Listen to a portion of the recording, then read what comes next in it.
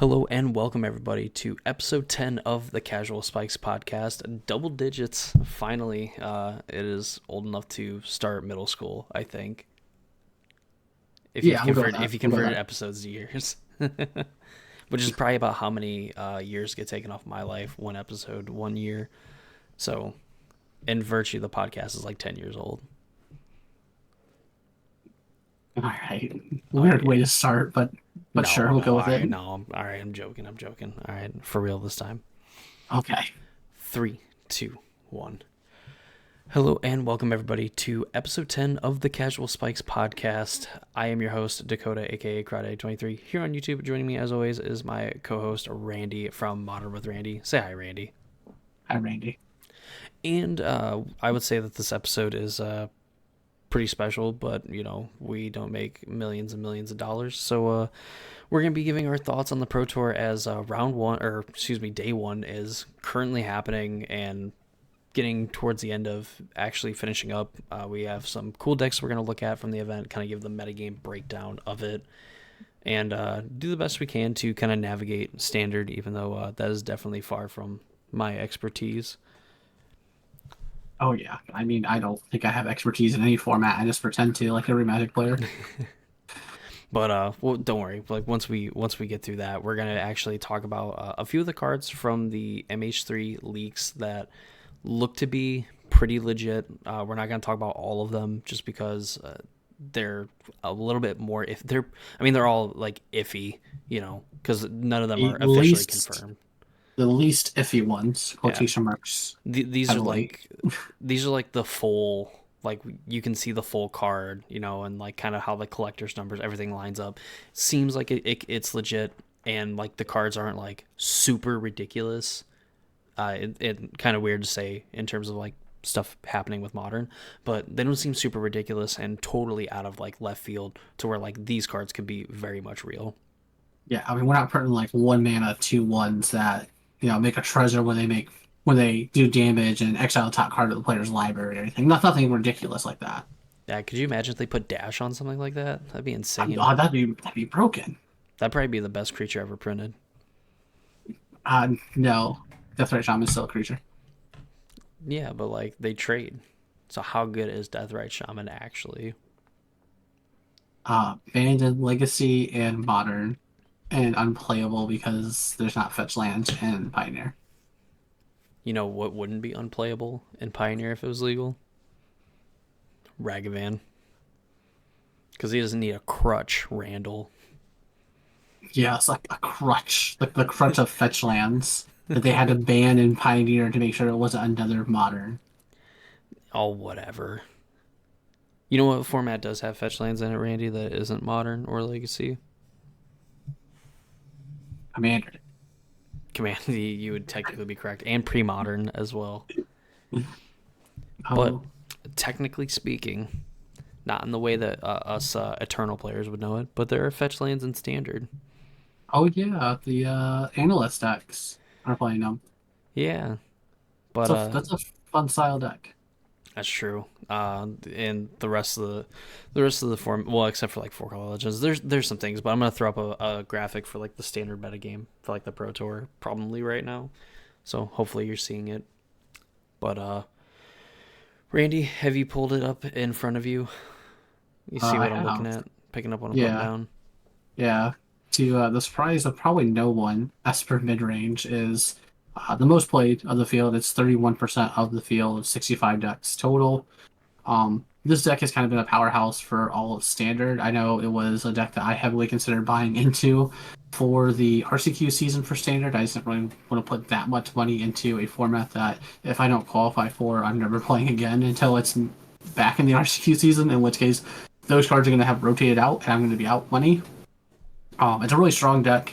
It plays a bunch of small to the ground small to the ground, small to the ground creatures, not decks. And then plays Rafine, which is just kind of a broken card essentially. It's anyone who doesn't know, it's Esper colors, so it's a white, a black, and a blue, and it's a legendary flying ward 1/4, and whenever you attack, target attacking creature connives X, where X is the number of attacking creatures. So notably, Rafine does not have to attack himself. just any of your creatures attacking triggers this ability, and then conniving, you draw X cards and then discard X cards, and then for every non-land you discard, you put a +1/+1 counter on whatever creature you targeted with it. So you only get to load up on one creature, but when you're turning your 1/2s into 5/6s, it doesn't really matter. You only load it up on one card. You're now value trading or they're chump blocking every time. Yeah, and things that mid-range decks kind of like struggled with like in the past, really not so much on like a card by card basis, but you would have like these problems where in certain matchups, your removal wasn't any good, your creatures in other matchups like weren't aggressive enough, what have you.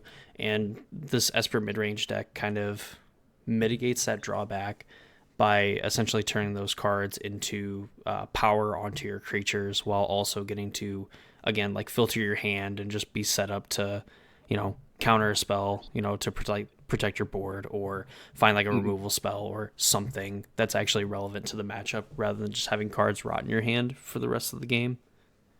Yeah, you being able to change it up whether you're playing against a control deck, aggro deck, or another mid-range deck, and being able to kind of filter through your hand and go, oh, nope, playing against Azorius control. Well, these cut down to trash. Let's make sure we just discard them to pump up our creatures and put a clock on the opponent. Yeah, it's just the Esper mid range deck has a ton of annoying like interaction like early on, and then just like ravine into a like an uncontested board, or your opponent isn't really doing a whole lot. It just runs away with the game. Literally runs Oh, away with the game. oh yeah, it's good.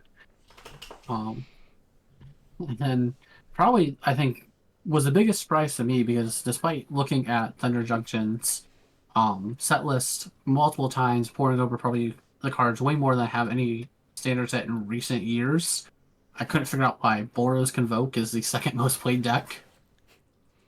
At 22 total count, only 10% of the field, which notably is a lot less than 31% that we had.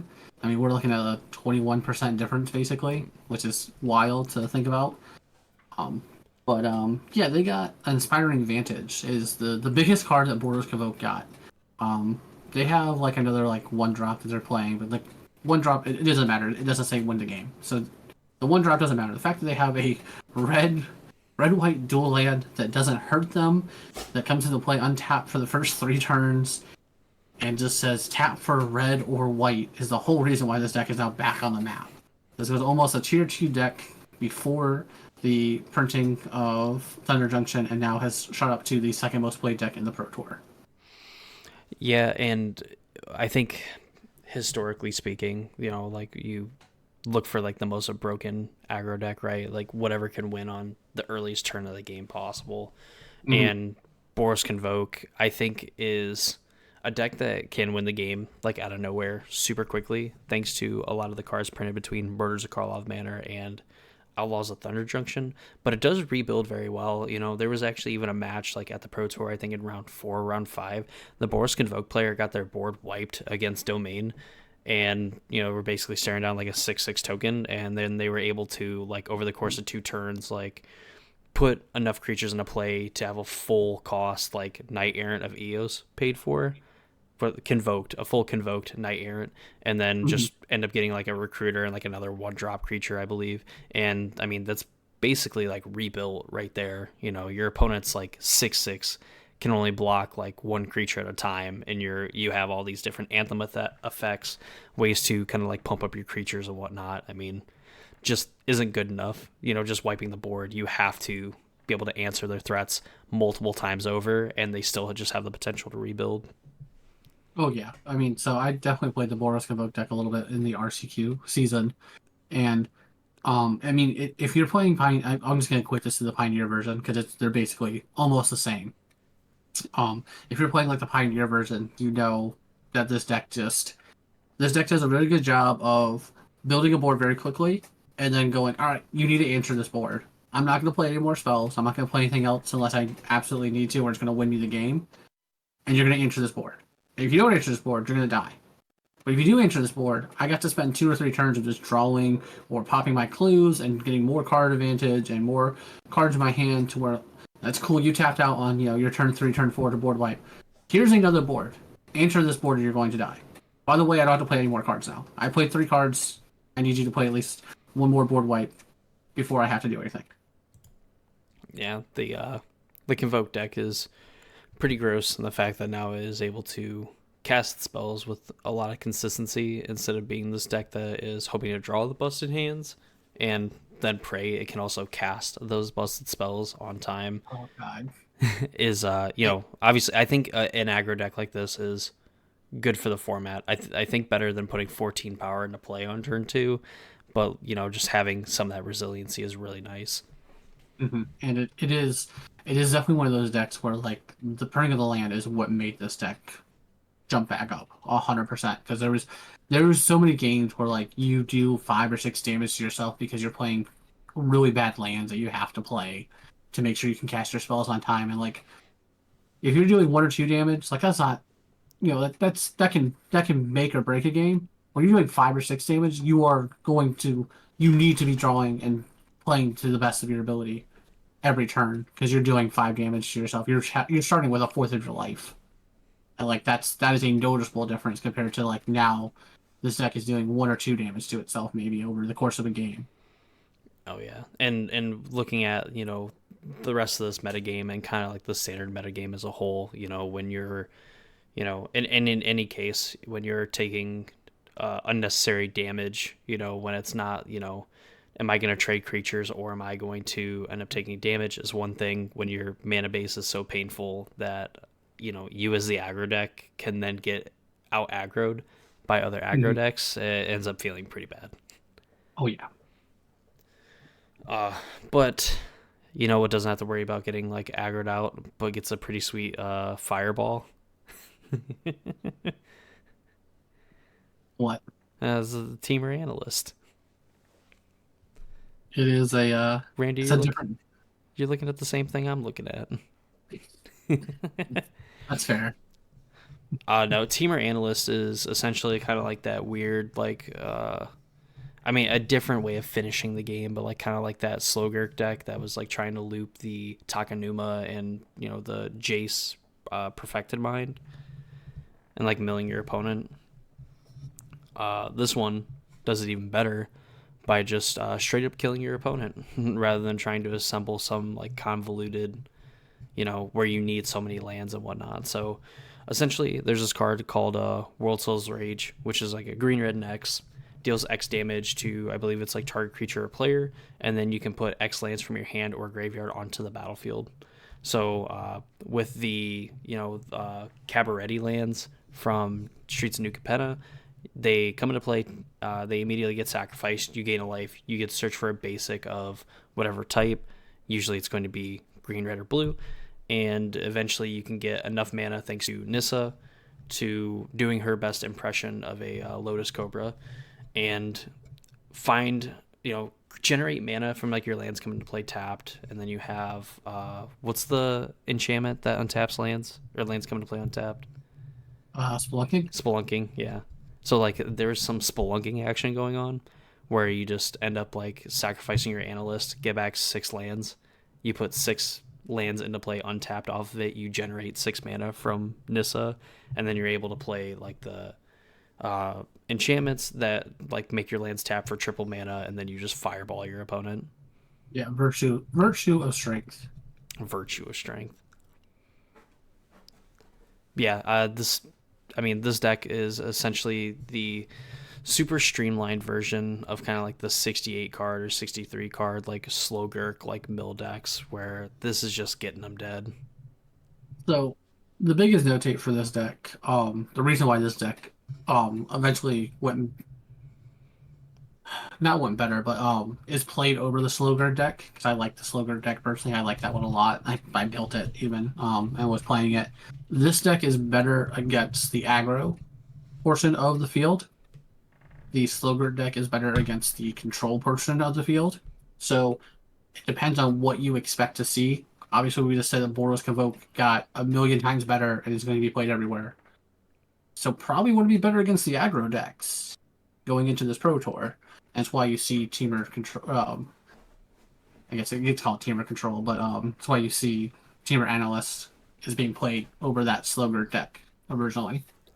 I wish someone would have grew a set on them, if you will, or just have been emboldened enough to play the like duplication spell where it gets like exponentially more copies of more things.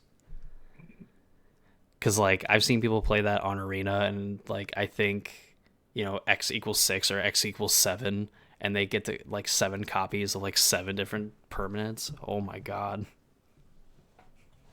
I wish someone was playing that in paper just to kind of show off like cool design, but it really only works in paper or in online. Excuse me.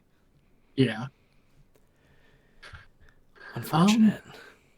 Yeah, I say probably like the next two decks, which I think is kind of surprising, that they're so far down, is the four color Legends deck.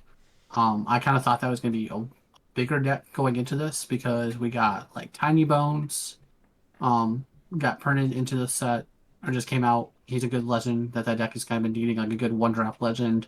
And then there's a bunch of other legends kind of just in um Thunder Junction. So I kind of thought four color legends might spring up a little bit higher than fourth place. I mean, it's still 17 copies, still 8.2% of the meta. So it's not like, didn't like put up 3 copies into this uh breakdown, but it was a little surprising. I thought it would bring more people on that deck as a whole. I mean, if you take away Esper mid range from this like metagame and everything, just the super polarizing like number one deck in the format, this Yeah. metagame is like very diverse, and there's not like one deck that necessarily is just like being, again, excluding Esper mid range, there's not one deck Yeah. that's really being played a lot more than like any of the other decks, unless you go like 5, 6, 7 decks down, which is a Yeah. lot. Yeah. It is a very um nice breakdown to see, not counting Esper mid range, of course. Um the thing I think is probably the funniest is that we have, what is it, one, two, three, four, fifth down. The fifth most played deck is Domain Ramp. And Mm. the reason why I think this is funny is this was considered to be the best deck in Standard for quite a while. It was considered to be a super good matchup against most of the field.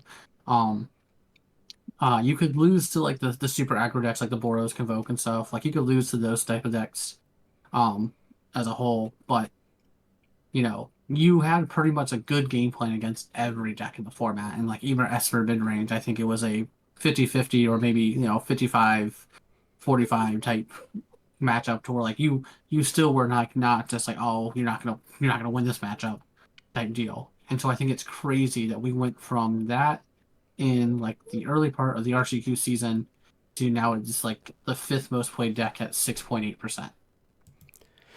Yeah, I mean, I've seen people play this deck, and it's kind of like nauseating, like watching it kind of do its thing. There's just something about seeing Atraxa put into play off of like a Goryo's Vengeance or some other way is like normal to me. Just watching a deck actually cast this card and then not have to do any extra steps to like keep it around is like a foreign concept to me and just feels illegal. Yeah, right. It's weird to see like, yeah, I like to hard cast my fatty. Yeah, Kind of like look at your opponent like, are you okay? yeah. I mean, definitely not anything new for like ramp decks, and like technically speaking, now canonically is not a crime. It Oh is yeah, far from it is far from a crime to do it. It just feels like it should be illegal. Like, nope, this is a reanimator target. There's a reason why people are like casting animate dead and whatnot on this card in Legacy. You should not be able to like legally cast this card. yeah, right. It's like when you see someone cast a Gristle brand, there's like, who hurt you? Just, you know what? I can join the cast Grizzle brand club in the deck meant to bring it back on turn one. I'm not proud of it, but I am a part of that minority. Good. You shouldn't be proud of that. Um, but that's basically like the top five decks here going into the Pro Tour on day one. Obviously, we'll see what happens on day two. We'll see how good the conversion rate is for Esper mid range. And of course, they are drafting as well. So just because you are amazing at playing standard does not mean that you are good at drafting. We've seen quite a few people who will, 6-0 in standard and then also go 0-6 in draft. and go from what they should be in like the top 8, top 16 to maybe 32. True. Yeah. I mean, it's this pro tours are brutal, just because like drafting and everything like that, and like the limited environment is like its own skill set, compared to just playing like in a standard metagame and everything. And I kind of had Hmm. this thought earlier, where because people, the players and stuff for the set, Outlaws of Thunder Junction Pro Tour is featuring Outlaws as the limited format, and they've had less time to kind of study and figure out like, okay, what's good and what's not good. And while we can all decipher like what's a certified bomb or not, it's like even then there's like a little bit of mystery in it, because if you have like this bomb like hexproof creature, but like all the removal in this format is non-targeted removal, hexproof's not really that good. Yeah. If you have like these big creatures that can just like stall a board all on their own, well, if people are winning the game on turn 4, you don't have time to play it. So like, while it seems kind of ridiculous, like, well, these players probably drafted, you know reasonably like 30, 40, 50 times before this event, they should kind of know what's good and what's not good. The limited amount of time, plus, again, like all the teams having to test and everything, like having an extra week or two would be huge. And some people on stream compared this to like playing in a pre-release almost, with everything just feeling so new. And honestly, I'm here for it. It was very refreshing to watch. Yeah, I will say like it's also very hard to figure out like to mitigate what cards are what. Like it's like you said, it's very obvious like when you have like this bomb rare or bomb mythic. Oh, you first pick that, no problem. Okay, well that's easy to figure out. Just like it's easy to figure out that like the one man like the 12 mana common that's a 2/2 is bad. Mm-hmm. Like everyone knows these two extremes. The problem is when you get into your pick 2, pick 3, pick 4, and well, is this uncommon better than this common? Is this a uncommon that you first pick because your rare is not that broken?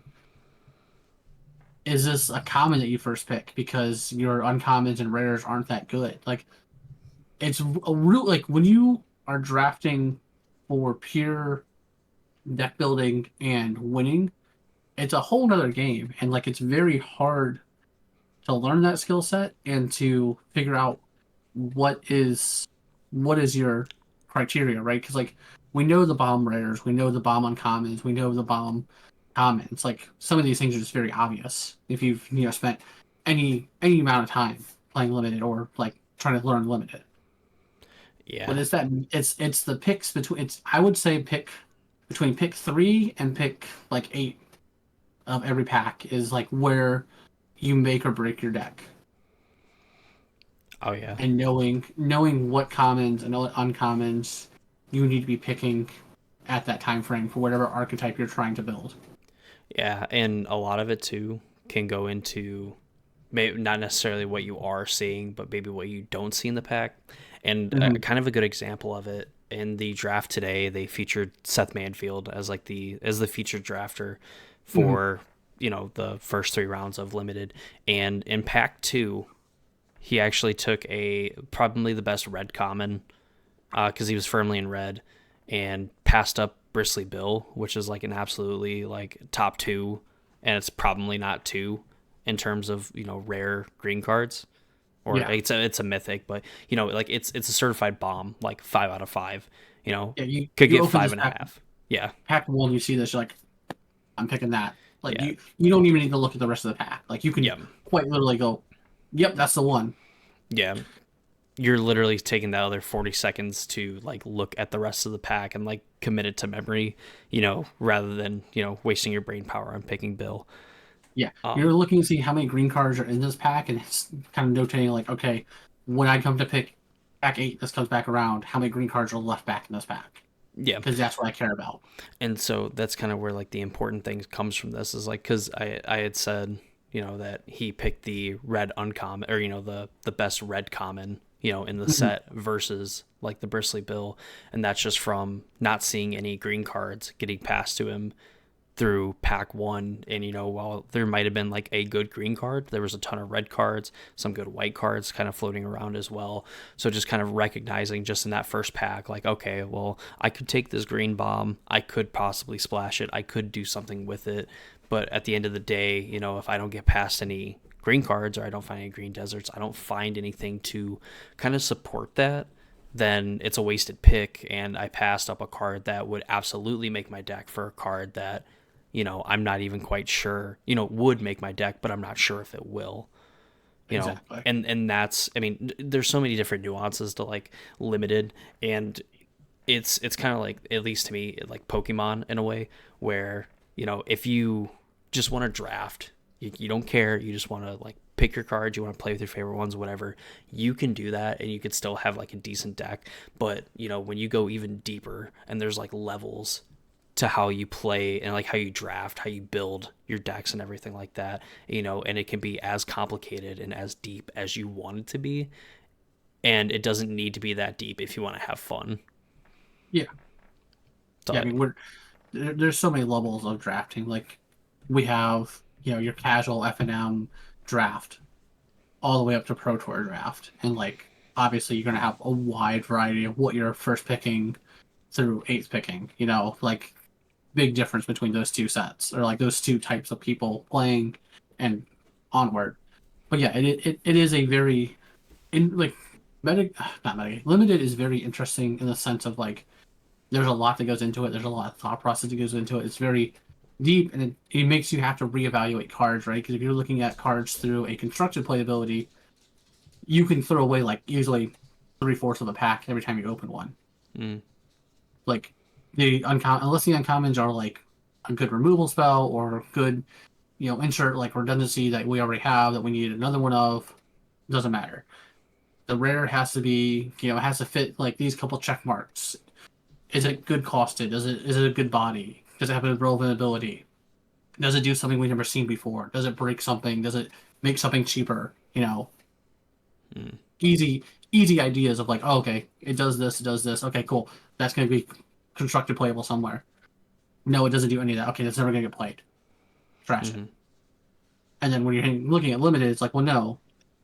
Now you have a whole different subtext of like, what does this card do? Oh, So yeah, it's yeah, interesting. It's fun. It's fun. I know. I, you and I both recently played in a limited event not too long ago, and that was fun. It was different to be able to play something limited and like looking at my comments and knowing that they mattered, right? Instead of just like, ah, cool, throw this in the bucket of cards I'm going to use to make proxies of later. yeah. For sure. I mean, I've always had like a soft spot for playing limited. Definitely not to the point where I'm studying like the draft theory or anything like that, but definitely trying to get better at like evaluating cards like in those kind of situations, and then just enjoying an environment where it's like I don't know what my opponent's playing. There is some kind of mystery.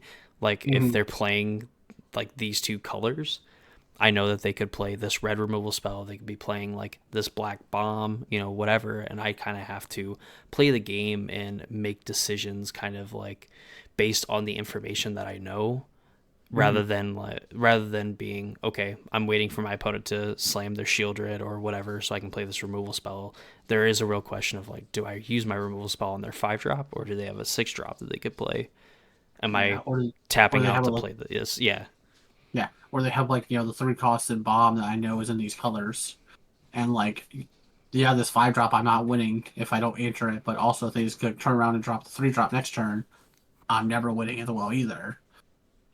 Yeah. It's fun. It's a fun little theory game and it's fun to play, but I don't think I have anything else about the Pro Tour unless you had something else you found interesting or thought provoking.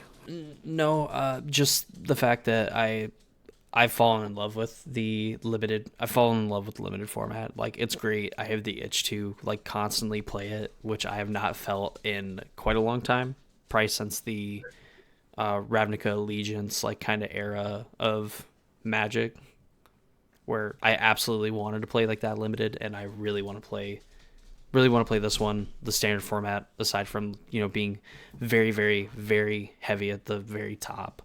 The metagame looks pretty diverse, and hopefully as we kind of transition and get ready for new sets to come out, that we can kind of get to some more normalcy in standard.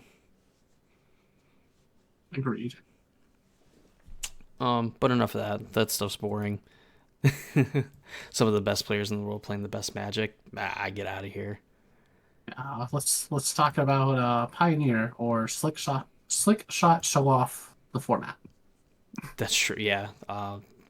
Yeah. Go ahead and tell them about it. Just because you you unfortunately introduced it to me.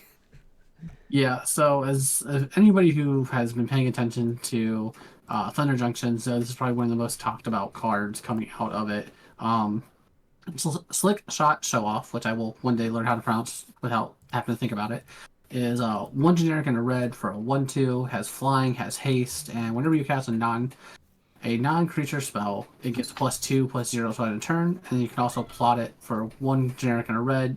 For anyone who doesn't know what plot is and has been living under a rock, you can exile this card face up from your hand, and then you can cast it as a sorcery on a later turn. So basically, next turn you can cast it for sorcery speed without paying its mana cost. You're basically just investing the mana now to play it later.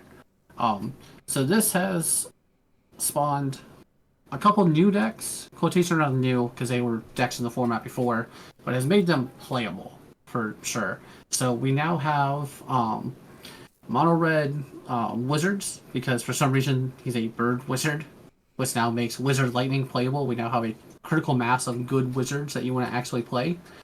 So we've made mono red wizard slash burn a viable deck now. We have Gruul aggro, which has been putting up a bunch of different numbers, has been doing well. Heroic, which is kind of what when we talked about cards we were interested about for the set 3 or 4 podcasts ago, I had said that this card easily slots right into Heroic, and it 100% has. They are playing 4 of them, no questions asked. I'm trying to think if there's anything else I'm critically missing that's playing this. I don't think so. No, I think those are the big ones, and then like the offshoots of like the mono red versions of like Slick Shot, they're like splashing white for some of the other cards in those colors. Yeah, I do think there's still a good white red burn deck out there that no one's playing yet with Slick Shot. Like it's going to be the white red Wizards build essentially. Because you'll be able to play Wizards Lightning, then you also get to play Boros Charm. You also get to play um, Lightning Helix. You get to get the life gain. You get to have more burn with Boros Charm and Lightning Helix. And all of it just seems like it would be perfect. And I haven't seen anyone play it yet, and I have to sit down and actually build that deck. But I think it's good. Yeah, I mean, Monstrous Rage into Boros Charm off of like a Slick Shot show off on turn 3 is like 14 damage. Yeah, That's a lot. yeah. Anyone who's going to any RCQs this weekend, next weekend, 4 months from now, it doesn't matter. Be prepared for Slick Shot. He is not going to go away anytime soon. He is being played. He's being put in numbers. Like you will see him. Like much like how I said you'll see like vampires or is it Phoenix? Slick Shot is now probably the third most likely deck to be seen. Like some number of him. Basically, outside of Slick Shot, most of these decks are really almost like dirt cheap. Like your lands aren't expensive for the most part. Your creatures aren't expensive besides Slick Shot, which I think as of now is about like a $15 card. Yeah. So outside of your $60 investment, most the rest of your deck is probably under $100 combined, maybe less, depending on what you already own in your collection. You would be correct too. The according to Goldfish, the last one of the last 5-0 aggro decks mono red, if you Hmm. take out Slick Shot, is like $90. Yeah, and that's saying that you own none of those cards.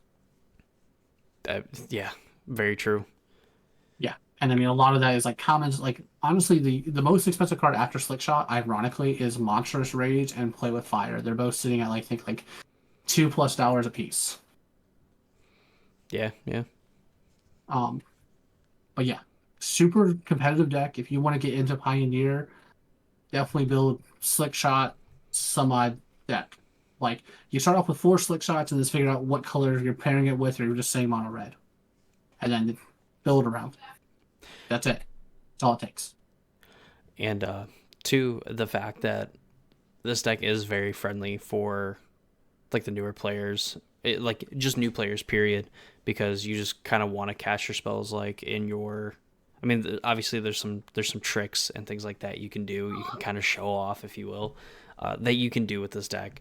But generally speaking, you're not entirely wrong if a lot of the time you just like throw all of your burn at your opponent like in your first main phase and then go to attacks like with Yeah, this. it, So it it is weird because excuse me, so like the Gruul aggro like I just have brought up to talk about Slickshot. Like you're playing Swift Sphere, which you has prowess, so you want to play your damage spells either before you go to damage. Soul Scar Mages has prowess. Questing Druid that gets bigger when you play a non-green spell, and Slickshot that has essentially double prowess.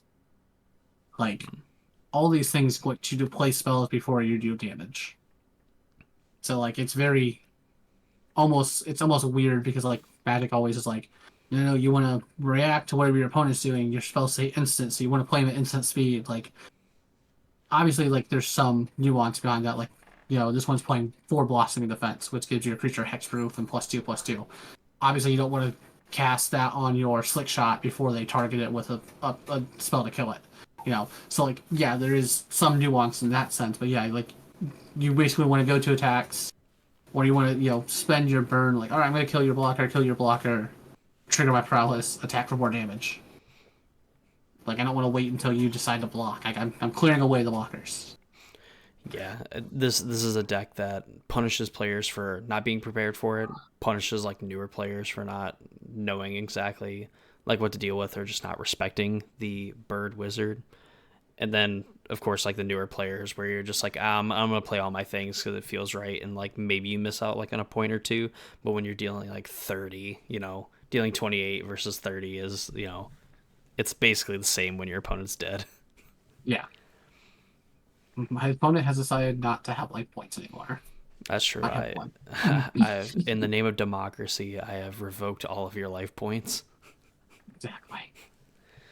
But I mean, I think that's basically like the new like hotness of Pioneer right now is just Slick Shot being kind of a show off. But um, Thank you, thank you. I'll be here for another like maybe hour.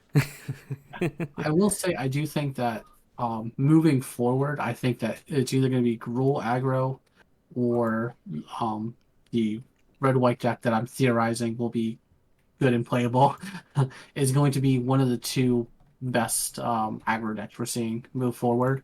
I think Heroic will still be good. I don't think Heroic's going anywhere, but like as far as like new aggro decks that are like popping up, I think it's either going to be Gruul or this red white deck. Um, red white because it has more burn and able to like, kind of close the game out of nowhere. Like, oh, my opponent's at 10 life, cool, burn, burn, burn. Well, you were at 10 life. That is correct. You're now at 0. Um, and then I think red green mainly because of Questing Druid, which gives you like the draw that you need, and pick your poison out of the sideboard. I think is a huge um, reason to play uh, Gruul. Just being able to answer enchantments, being able to answer Vein Ripper without having to trigger its ward or anything like that is just huge.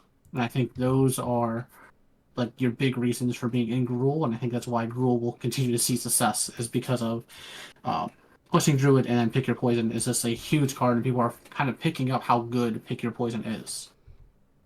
Oh yeah, especially, I mean, that's the only flyer in the red deck anyway. So I mean, this is just a straight up answer to a Slick Shot, and it avoids like blossoming defense and things like that, which you brought up in the green Yeah, red builds.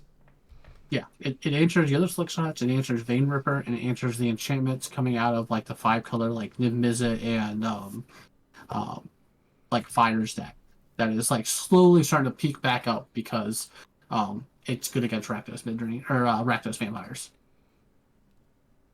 Oh It's yeah, like that too. Yeah. just like Pick Your Poison has slowly been going up in price, and for some reason, it's saying Pick Your Poison is like a $3 card. So I'm not sure if that's true. I'm probably gonna check that real quick. 'Cause that seems super expensive for a common that's still being printed. I just like to ignore the fact that vampires exist. or at least that Vein Ripper exists. Yeah. But I mean, that's pretty much all I had to say about Pioneer as a whole. Kind of just like Slickshot is showing off kind of like what everyone expected it to do. Um, there's some other cards obviously doing well in Pioneer. The blue white deck that I theorized would be good. The eight Mentors essentially with Droth has put up some numbers and is doing some kind of things, which I said would do or what would happen. I kind of talked about that in I think one of the videos on my channel, where I was like, this deck is going to end up being good because we now have eight monster mentors in Pioneer. Um, but there's been nothing like I don't think anything outside of Slickshot has not made nearly as much of an impact as Slickshot. It's just very good. Yeah, are arguably the best card probably to come from that set. I, Yeah, I I don't know if I know that there's like better cards that maybe do more than it, but as far as like an actual impact that it is making on eternal formats and everything like that, it's it's pretty good. It might be the best card in the set. I think it's the best card in the set for internally wise because I think it's well even put modern prowess went back up in stock as being like playable. But yeah, like that deck in particular just straight up has like a way they can win the game on like turn three. Oh yeah, modern prowess is quote unquote broken. Just because like you plot on two and then on turn three you're already playing a bunch of these free spells, especially with Lava Dart, which is two triggers and two damage for one mana. Mm-hmm. And it's just it's gross to like you tap out on turn three against modern prowess deck and like you are very likely just dead, saying that they have a slick shot in plot or even just them hard casting a slick shot on turn three. Yeah, it's so gross. Like the slick shot is just disgusting. It is, and I love it. I need to pick up my copies. All right, I'm willing to dub it the best card in the set. Yeah, I think it is. I also think that the card that people laughed at people saying was going to get played in the sideboard, the Maid Spade Lizard, Yeah, yeah. um, is seeing a lot more play than people gave it credit for. Is it breaking anything, doing anything crazy? No, not at all. But it is a 1/4 that punishes non-creature spells. True, very true. And it is very hard for Phoenix to answer because they have to either double spell and kill it, which is going to deal, 3 damage to them, or they have to use one of their precious lightning axes, which is huge. Oh yeah, possibly even a lot sooner than they really want to use it. If they don't necessarily have something they want to pitch to it, they're forced Mhm. to deal with it anyway because they're going to cantrip and take damage, or they're going to kill it and still take damage. Yeah, I've seen Maid's Bane Blizzard get pulled out of sideboards a lot against the Phoenix deck, and it always looks good. But I remember when this got spoiled and people were asking, "Oh, do you think this is going to be good against the Phoenix deck?" And people were like, "Ah, no, it's trash, man. It's not going to see play." And every time I see it get played against Phoenix, at the very worst, it eats it eats a lightning axe on a turn two or turn three where they do not want to be using it because they don't have Phoenix in hand, and they can't craft their hand to get the Phoenix because they're going to take infinite damage doing this.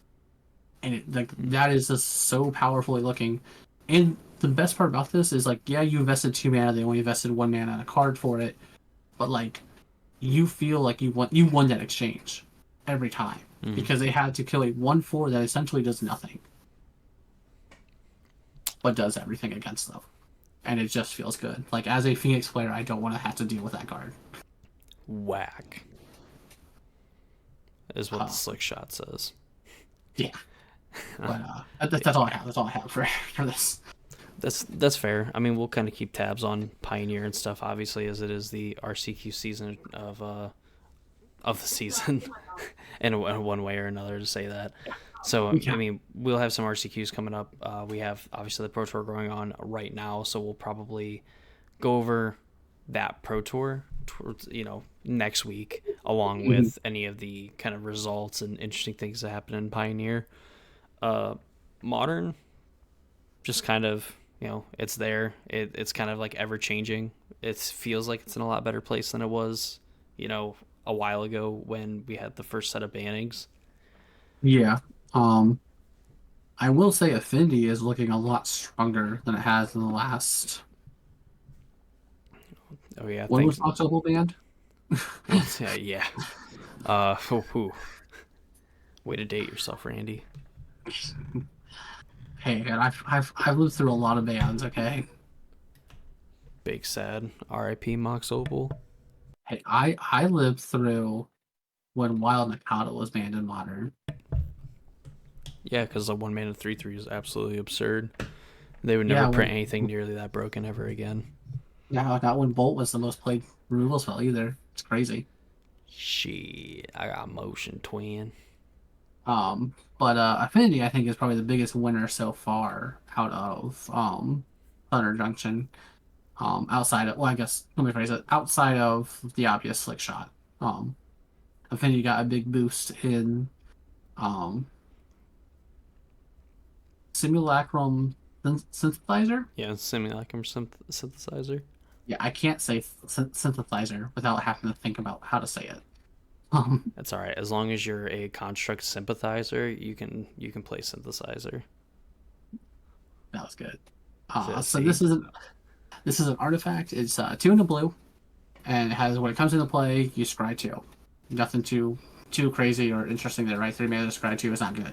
Whenever you cast another artifact with mana value 3 or greater, um, enters the battle. Or sorry, whenever another artifact with mana value 3 or greater enters the battlefield under your control, you get to create a 0/0 colorless construct token, artifact creature token with it gets +1/+1 for each other artifact you control. So basically a construct, as they got called, or a yep. saga struct, however you want to say it. Yeah. So that seems good, but like, yeah, I have to spend 3 4 mana to do this. Well, my friends, let me introduce you to the broken ability of Affinity for Artifacts. So Affinity for Artifacts is just this spell costs 1 generic less to pay, or to less to cast for each artifact you control. So when we get to play cards like Frogmite, which is a 4 mana 2/2, that sounds horrendous, right? And it should. It should sound horrendous. You should not be thinking that's a good card. But it has affinity for artifacts. So what this says is it's a 0 mana 2/2 that will help trigger our synthesizer. You get to play Mirror Enforcer, which is a 7 mana 4/4, but affinity for artifacts, and helps trigger our synthesizer. Mm. Uh, You have the Sojourner's the Companion and the yes, Thopter as well. yeah, yeah, and then Thought Monitor. Yes, all these cards that have affinity for artifacts that essentially do not cost a lot of mana, because we also get to play Memnites and Ornithopters that cost 0 mana, and we get to play our um, Dark Citadel, which is an artifact land, or our Treasure Vault, which is an artifact land, our uh, artifact lands that are indestructible becoming to play tapped. All these things that make them cost infinitely cheaper, along with like Welding Jar, Springleaf Drum. So your 4 mana 2/2 is now becoming a 0 mana 2/2 that also can take a construct Mm. with the synthesizer out.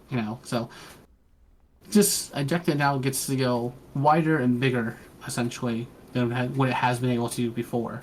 We're seeing Affinity kind of come back into play and actually be a real deck to play. You're not getting laughed out of the tournament because you decided to register Frogmite in your deck. True, and still kind of get blown out by the Force of Vigors and things like that. But yeah, Yeah, you can for sure. But I mean, you do have welding jars to help that, and your game plan too is just to go super wide or super big, super wide, super fast. So like, you need to make you're forcing your opponent to have it type deal. Is I'm going to force you to have this. If you don't have this, I'm going to win. Also, the other new card that you got that I think a lot of people probably overlooked this card. I know I overlooked it until I opened up like 6 of them in a row. Lava Spur Boots. It's a 1 mana artifact equipment. Equipped creature gets +1/+0, has haste and ward 1, and equips for 1. Now, most people are probably thinking this card sounds very mediocre. It is very mediocre, for sure. But it gives haste and ward 1, which is not nothing. And you can get it off of Urza Saga, which is huge. Being able to get this off of Urza Saga, especially if we're having Urza Saga going off on turn like 4 or 5, we can make another construct, go get our brutes, clip the boots to our new construct, and now we're attacking with our two constructs instead of just one. It's Hmm. not anything huge, it's not anything game changing by any means, but it's another good one drop artifact that Urza Saga gets to go get now. Conveniently fits into the game plan too of our spells, our expensive spells, being made cheaper by just having artifacts in play. Yes, yeah, it is.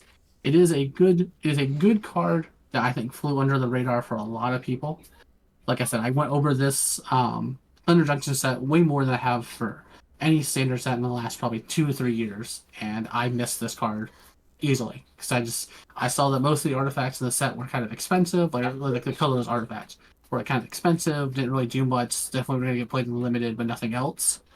And I completely missed these boots, but they are here. Yeah, I mean, nothing more to really be said about it. Like throwing these onto anything that just came into play is going to, I mean, immediately just make it a threat. Yeah, it's a card that lets you make your cards now threats. It lets you make like so you have when you're going into the late game, maybe they answered your board and you have a whole bunch of these like little artifacts lying around that aren't doing anything, like like the Moon Stairs or like Shadow Spear, Leaf Spring Leaf Drum, and you get to you tap deck your Mirror Forcer and you're like, oh well, this only costs like one to cast, cool, but now your Mirror Forcer is a 5/4 attacking on the turn it came out and has Ward 1. Oh yeah, I mean, You know, it lets you. being able to Go ahead. So just being able to, turn all your top decks into threats is now so much more viable and so much more important than I think ever before. Oh yeah, yeah, exactly. Just making them an immediate threat rather than giving your opponent like that turn to untap and either draw something if they need it, or just getting to untap and then answer it, kind of at their leisure. There is a little bit of if they want to wrath and then keep up mana to do something, well, they're gonna have to do it right away, or else they have like the small window before they can't really kill the thing anymore. Mhm. So yeah, modern also kind of sweet, but I mean pretty ridiculous. I saw a synthesizer mirror match where they both had two synthesizers in play, and there were so many constructs. It was disgusting. It's gross. Like I literally, I would probably, if I was playing that match, I would probably just concede, not because like I think I'm gonna lose or whatever. I just don't want to do the math anymore. I'm like Yeah. I'm over this. You I thought know, I I'm was doing the cool thing. I'm curious to how close we're getting to being able to play the affinity of Legacy, where we have counter spells in this, like with like force negation and things. Because we have four thought monitors, we have four The synthesizer. synthesizers. They're both blue. We have Moonshare Protocol, which is a blue card. We're getting up there in blue in our blue count to where we could possibly start playing good counterspell in our main deck. I think until maybe another like thought monitor type card or something like that gets printed, probably just sticking to the improvised counterspell metallic Oh, rebuke. yeah, Talcott Boot. Yeah. You're probably right, but that is something I think is something to notate that we are getting up there in blue count for Affinity to start being able to have a counterspell. So when you go to your turn and cast Damnation, you're just going to get that countered. Something that kind of segues into what we're going to talk about next, but is not going to be talked about if Kappa Cannoneer ends up actually being a real card, then I think you start having enough blue spells in your deck to where you could consider playing like Force and Negation and reasonably cast it some amount of the time. Yeah, so I guess we'll start by saying that um, we're gonna go into Modern Horizons 3 spoilers. Um, these are things that have not, or leaks, I guess would be the correct word, leaks. So these have not been confirmed by anybody. They are, supposed leaks. We're gonna go based off of like what we think is real leaks at this point, things that look verifiable, they look like they're plausible, things like that. Kappa Cannoneer is not one that we think is viable. We don't think it's a real real yet. Um, just because it's a very powerful card. And a lot of people don't want to see that put into modern. It's honestly way more powerful than as you read it. Um, but it was something that was supposedly leaked. There's been obviously no confirmation on that. So, but if that is something that gets put into modern, I do think that we will see a mono blue quotation marks around that. Um, yeah, affinity deck come out and be very well placed. Yeah, very true. All these cards, I think, are cards that are super interesting. They're kind of cool to think about where they could potentially see play and everything like that. And you can see like 99.9% of the card, it kind of lines up with, again, the collector's number, stuff like that. Makes sense. So at least, they're all but confirmed. Yes. So you want to start with the blue cards or the black cards? Let's start with Harbinger of the Seas. All right, all right, all right. So this is a double blue and a generic for a Merfolk Wizard. It's a 2/2 and it has non-basic lands or islands. So this seems very plausible as a card being printed. Um, all the pictures I've seen of it are of the full card.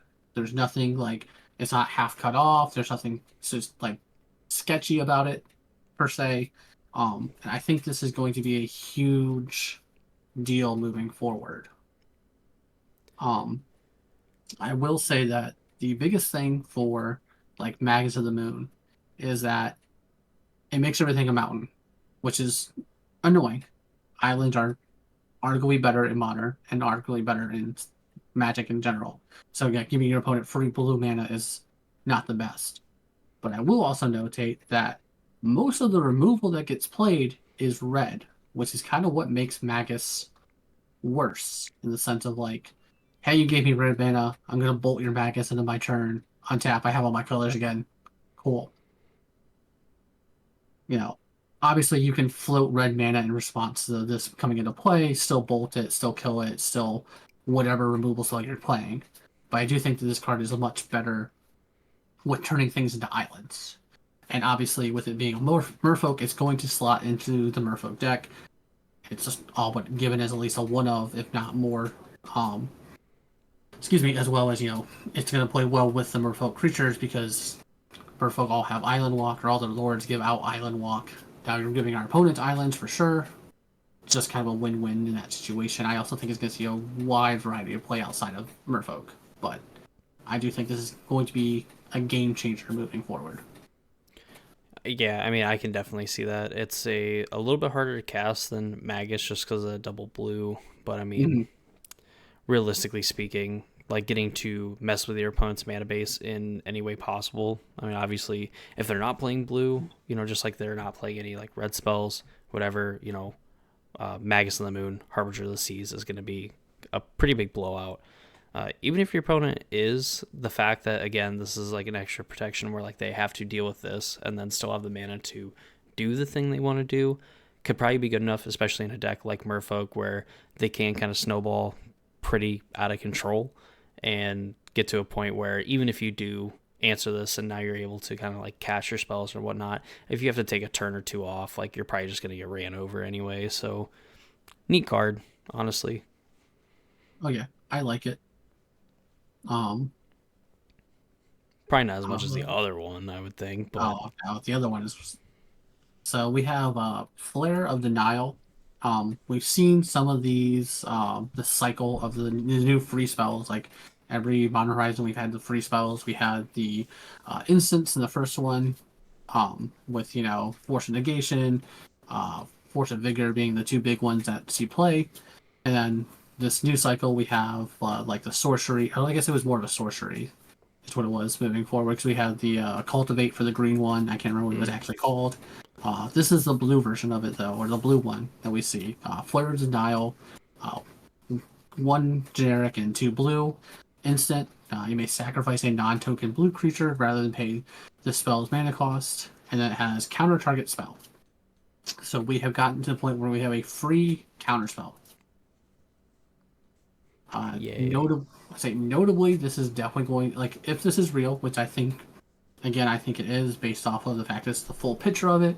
We've already established that this is going to be a cycle of cards we have, with the green one being revealed. I, there was another one that was revealed. I don't remember what color. I think it was red. Oh, was there a red one? I thought there was one. Um, Yeah, Flare of Cultivation was like the only one that I remember, and then like there was Najila as far as like the official ones. yeah, give me 1 second. I can tell you for sure. No, okay, it was just the green one. Okay. I thought there was another one, but okay. Anyway, I'm wrong. Doesn't matter.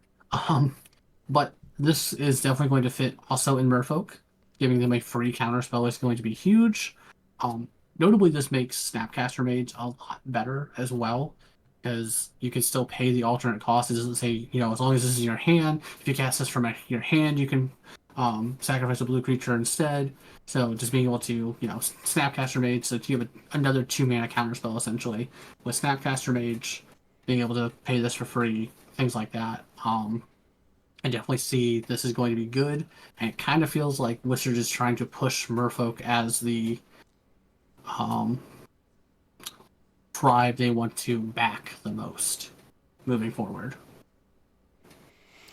I mean, yeah, I guess I can kind of see that. Flare Denial is I don't know. I mean, free counterspell, sacrificing a non-token blue creature. I mean, I could definitely see some situations where you can get some value off of like a blue creature, and put your opponent in like some kind of like weird situations where it's like now I have this thing that's like not going to stick around very long, so I'm gonna be able to get rid of it, which was kind of the idea. It's like we were gonna wait for an instant of these and see Yeah. which color was gonna be able to break it with the evoke elementals. And I think this is fine. I think a card like this, like just a straight up counterspell where like you have to go down like physical resources and whatnot. And I think the idea of like setting it up, I mean, some like Snapcaster, yeah, you get value from it. The subtlety, yeah, you get like some kind of value from it. But I think rarely ever we're gonna see. Well, I mean, I guess we could just see turn two, flash snap, sacrifice it, flare denial. But you're Well, I still mean, like two for wanting yourself two to like counter a spell. So yeah. Well, I will also say too, like Snapcaster could be good just in the sense of like being able to use Snapcaster Mage to buy something else in your graveyard. They go to counter that spell or do something cool. I'll flare denial from my hand, snap my snap or cast or sacrifice my Snapcaster Mage, still get to play the spell I want to from the graveyard, and counter the spell to stop it. Like I didn't go down any resources, right? Like yeah, I lost my Snapcaster's body, but like oh no, I got to do with the thing I wanted to do with Snapcaster Mage and counter another spell. yeah, I mean, like that's like best case scenarios. Like you get all parts of the buffalo. It's just more or less. Is Death Shadow playable? No, no. Is this is what helps Death Shadow come back? Do we get Snapcaster Death Shadow? Or With we all live in 2013 again? the black and red creatures in the deck, like I don't want to play unplayable blue ones to play it to play Flare Denial. Yeah, it's I mean, like bad. it's a good card. I mean, like I would say the majority of like free counter spells or like ways to buy back whatever historically throughout Magic have been very good. Like it's hard to be bad being a counter Yeah, spell. Aside from just typically being like cards like cancel and neutralize and stuff like whatever free counter hot, spells. It's hard to be bad. hot take. Free spells are good. You know, barely had to turn the stove on for that one. Yeah, exactly. Um, but I think moving on, do you want to talk about the next one that I think you were pretty excited The for? black ones, yes, dude. I am so in for Necro Dominance, honestly. So, as someone that has never played with the card Necro, but watch other people play Necro and have probably listened inadvertently to a lot of like Necro theory and whatnot, I absolutely love Necro Dominance as a Magic card. So, triple black, legendary enchantment. You skip your draw step. So far, reads like Necro. At the beginning of your end step, you may pay any amount of life. If you do, you draw that many cards. Your max hand size is 5, and if a card or a token would be put into your graveyard from anywhere, you exile it instead. So, to kind of like draw comparisons to Necropotence, because this is obviously kind of a callback and like a fixing of that card. Necro allowed you to pay 1 life to set a card aside, and then at your end step or at the beginning of the next end step, you put that card in your hand. So you never like technically draw the card, and while back then it really wasn't that relevant, nowadays it is a little bit more relevant to put the cards aside and then put into your hand rather than draw them. But there was like a lot of yeah, basically. So Bowmaster would be be awesome to play against someone playing Necro Dominance. So I will probably get Bowmaster until he gets banned. So real quick, like the idea of like necroing, when you activate Necropotence, you would draw up to 8 cards, and then whenever you would discard a card, like those cards would get exiled instead of going to the graveyard. So Necro Dominance, putting every card or token exiled so you don't get any death triggers from like tokens or anything like that. Making your hand size smaller so you can't just pay 8 life to gas back up. You're going to end up discarding 3, which could still be correct, whatever. But like you're not going to have everything. It is definitely going to be taxing on your hand and everything like that. Yes, I'm interested to see I'm interested to see what deck breaks this. I feel like this is a card that just says, "Break me," I and mean, someone much smarter than me will do it. if you can find ways to get to draw cards at the beginning of your end step, you draw up to like 8 cards. You list the scenario I was just talking about where you pay 5 life, you draw 5 cards, you end up having like 7, 8 cards in hand, and then you just find a way to get rid of Necro Dominance, flicker it, sacrifice it, whatever. Then yeah, I mean you just got to pay 5 life to draw 5 cards for 3 mana, which is pretty sweet. Yeah. And even then, I don't think it's necessarily the worst thing ever if it sticks around. Also, because again, just getting to you skip your draw step, but you just drew 7 cards on the last turn. We're greatness Mhm. at any cost, baby. Like, there's no fear in this dojo. Yeah. So I'm excited for this card. I'm curious to see what it will be. Um, I do think this is going to be I think this is a real card. Um, Notably, I'll just talk about the 2 cards that are shown behind it when this was spoiled was the Cap and Cannoneer, which is why people think it might be in. People also think those could have just been cards that were grabbed with it.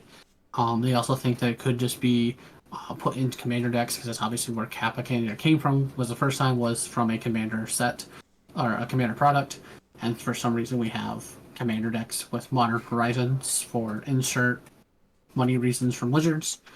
There's also Sylvan Safekeeper, which is another card that has been in Commander decks before and has been in.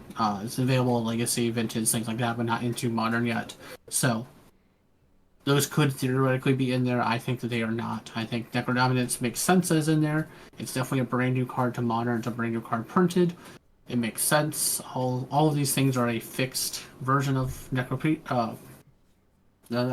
of the card we were talking about.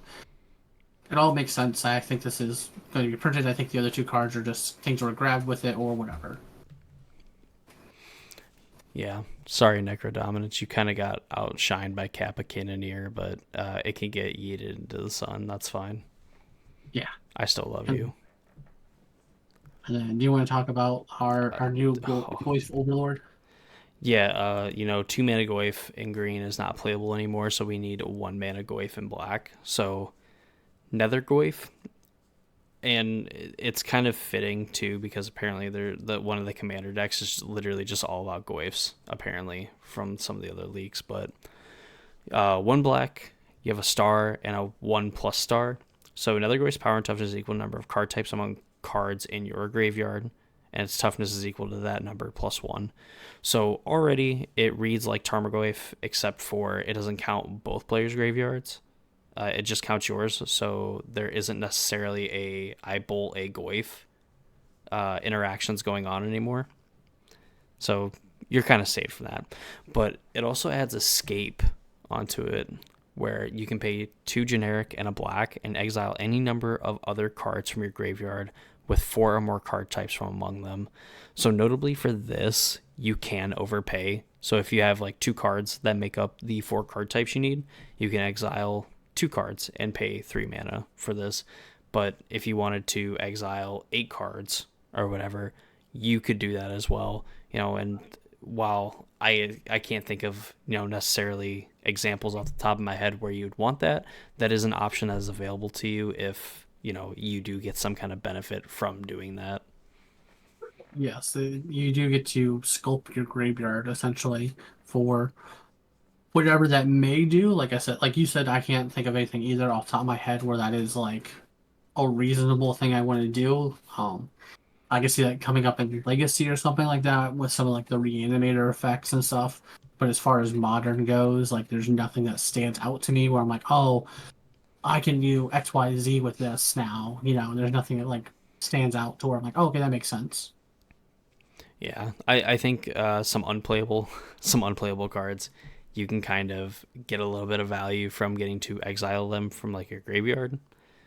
But Yeah, by and large, you're just basically playing this because even if you pay 3 mana and get rid of like 4 cards from your graveyard, it's coming back and it's like a 4/5 or like a 5/6 or whatever, and you're still playing it for 1 mana as well. yeah. It's just a recursive threat that's good. Yeah, and just we all have a soft spot for goifs and everything like that, and this one's no exception. I want to give him a really big hug. Look at him, he's sweet. Yeah, no, we'll say that. Anyway, Swamp monster. but these are some of the spoilers that we have found that we believe to be real spoilers, or leaks, I guess is what I should say. Real leaks that look like they're going to be part of Modern Horizons 3. Obviously, none of this is confirmed. We won't know anything, I think, for another couple weeks, or I think May is when we'll start seeing spoilers, correct? That sounds about Come on. right. Probably like mid Yeah, May. yeah, it's like either mid-May or second week in May as overall is when we'll start to see spoilers and confirm, if these were real or not real. Or, I mean, well, I think they're all real, whether or not they're actually going to be in Modern Horizons 3, or they're going to be in Modern Horizons 3 Commander. Fucking wishes. Um, has yet to be seen. Um, the two I think that are for sure, or three I think that are for sure real though are the Harbinger of the Seas, because it's complete. Like you see the complete thing, you see the collector's number, you see all the information you need to. Um, and then along with the Flare of Denial, again you see everything there. There's nothing hidden information, nothing's cut off. And another Goive again was a full picture where you see everything. There's no hidden information. Um, your Necrodominance unfortunately does have a little bit of hidden information where you can't see the entire set code, so it could be in the um, Commander decks. Unfortunately, it could be a new card for Commander. We're not sure on that one 100%, but these look to be the realest cards essentially that have been leaked in our minds. True. The only thing that's a little bit upsetting about all this is that a lot of these spoilers look like they were taken from like CCTV footage. It's 2024. We literally, like, the phone in our pocket gives us like thousands upon thousands of years worth of data, and a camera Yeah, that could literally from like 300 yards away like take a perfect still shot picture of a running animal, and yet we can't take clear pictures of MH3 leaks. Well, what the heck? right. It It looks always, like, have you seen this card? It's like, well, cool. That gives me zero information. yeah. Some of these supposed leaks definitely look like um Star City's thing to say relevant. Like, do you know what this card is? Have we pixelized it enough? Yep. No, I don't. But thank you. We literally have high speed cameras that can take a perfect picture of someone's license plate going way too fast in like a school zone. Yeah. I could go on for days, So I'm just Okay. hoping that a lot of these cards are. I kind of hope that some of them aren't real, for the fact of like we have this huge leak for a super highly anticipated set, and while Mhm. spoilers are cool and everything, and I love me a good spoiler, especially as a content creator. I definitely want it to be like closer to the set because now I'm gonna be waiting like 2 months, and I'm like, man, Necrodominance isn't legal, but it's a pretty sweet card. Nethergoyf, same thing, sweet card, not legal. Not even sure if they're technically real. Yeah, that is our biggest problem. I need to know if these are real or not. I want to start crafting around them, but I have now months of anticipation of waiting before I can even get a hold of them on like Magic Online. And it's just like cool. This is cool, but it's not. Like it's one of those things. Don't leak product, kids. That's how you get all of your wizard's privileges taken away. It's also how Pinkertons show up at your door. That's true. The 1970s mafia style Pinkertons. And are illegal in the US but still used. I will give us back the cardboard. I'll put your legs in cardboard mixed with plaster. I'm breaking them. That's what's happening. I'm breaking your legs. But that being said, this is kind of what we have seen over the last week, kind of just breaking down what's going on in Pioneer, getting you ready for the RCQ season, what's going on with the Pro Tour, and all that fun jazz of things that matter but don't matter, depending on where you are and what you're doing, um, for your playing, basically. Because I know some people be getting ready for the RC here coming up in Dallas, so obviously you're going to care a lot about what's going on the Pro Tour if you're doing that. If you don't have anything planned for standard, you probably don't care too much other than like if your favorite pro is doing well or if you have a friend who's doing well in the Pro Tour. And then some of these spoilers that may be real or may not be real. Yeah, you know what? An interesting time in Magic right now. Like honestly speaking, the standard format. I kind of wish there was more stuff going on where I mean, it is more statistically, it is more popular, but just kind of wish here it was a little bit more popular. Like any reason to play more Magic and learn more formats, like I would absolutely be in for. Yeah, I mean, I don't think standard's terrible. I think it's kind of interesting. I kind of liked it when I was playing it for the RCQs or in the RCQs, but I do think that I enjoy my Pioneer and Modern more, and I'm actually really enjoying where Pioneer is at right now because it feels like it's actually an open format than what it has been for the last little bit. Oh yeah, yeah, I can get behind that. Thanks this thing. All right. Before I keep looking at more MH3 leaks, do you have anything else you want to add, Randy, before we kind of sign off here? I don't think so. I think we've kind of talked about everything I wanted to talk about, and I'm excited to see what's coming next, and I'm excited to go play in some RCQs and hopefully qualify early so I don't have to keep trying. Heck yeah, amen to that. Hopefully we can have a casual spikes episode in DC. That'd be pretty sweet. It would be. Get to do some cool stuff there. Well, alrighty.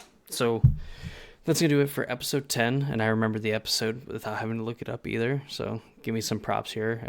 It only took 11 recordings to do so, but I remembered. If you are not subscribed to mine or Randy's channel and you want to see more Magic content from us, please consider subscribing to my channel here, Karate23, or Modern with Randy, to look at what Randy's got going on. He's doing a lot of like the Pioneer stuff. Uh, I've seen quite a bit of the like Boros and like Mardu, like not Convoke, the heroic like builds and things like that.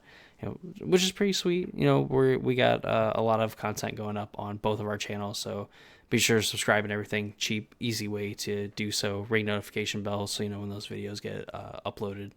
All that fun, happy stuff. And of course, if you want to support the podcast or whatever, give us some words of encouragement in the comments, or if you have any questions, comments, concerns, anything like that, feel free to post them as well.